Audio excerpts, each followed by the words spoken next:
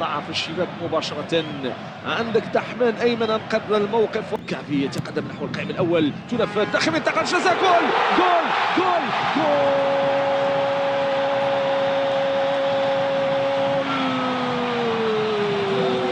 أشرف حكيمي يزور الشباك التونسية. المنتخب الوطني المغربي يضع الكرة في الشباك. 1-0. إصرار الأسود، إصرار الأسود. هكذا يزارون، هكذا هم حاضرون هنا بالمركب الكبير لمدينة فاس.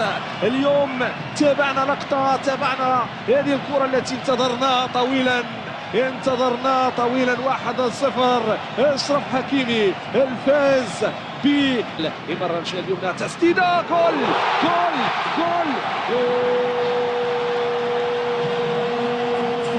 كعبي.